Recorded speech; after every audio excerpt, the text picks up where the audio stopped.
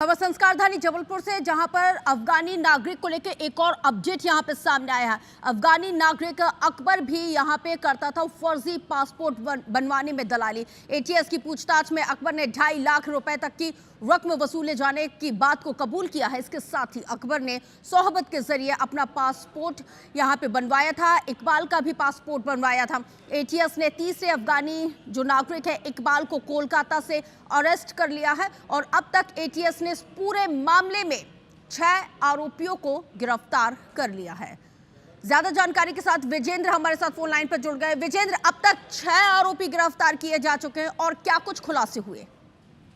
बिल्कुल, सोहबत खान को एटीएस ने सबसे पहले जबलपुर से गिरफ्तार किया था रश्क, और उससे पूछताछ में लगातार ये खुलासे हो रहे थे कि देश में अवैध रूप से रह रहे अफगानिस्तानियों का एक नेटवर्क काम कर रहा है।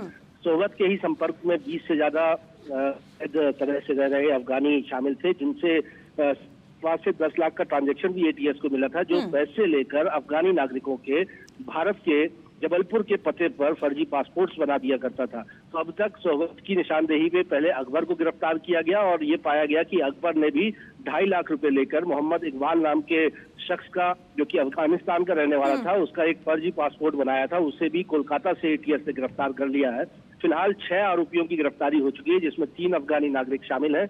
एटीएस का दावा है कि इसमें आरोपियों की संख्या और बढ़ेगी और एक बड़े नेटवर्क का खुलासा होगा, जो भारत में अवैध तरीके से अफगानिस्तान के लोग न सिर्फ रह रहे थे, बल्कि जबलपुर के पते पर उनके फर्जी पासपोर्ट। ठीक है विजेंद्र, इनसे जैसे जैसे पूछताछ होगी और भी बड़े खुलासे होंगे। एक बेहद ही महत्वपूर्ण सवाल है कि इन लोग अगर बॉर्डर क्रॉस करके आए तो बॉर्डर पे किसी ना किसी ने इनको सिक्योरिटी तो दी, किसी ने तो इनकी मदद की। ये लूप होल्स कब इसका पता लगेगा? बिल्कुल, अगर इकबाल करते हैं तो इकबाल करीब 2 साल पहले अपने पिता के साथ भारत आया था और वापस, जो उसको वीजा के तहत उसे वापस जाना था, लेकिन उसने वापस ना जाते हुए यहाँ पर ही वो रहने लगा था।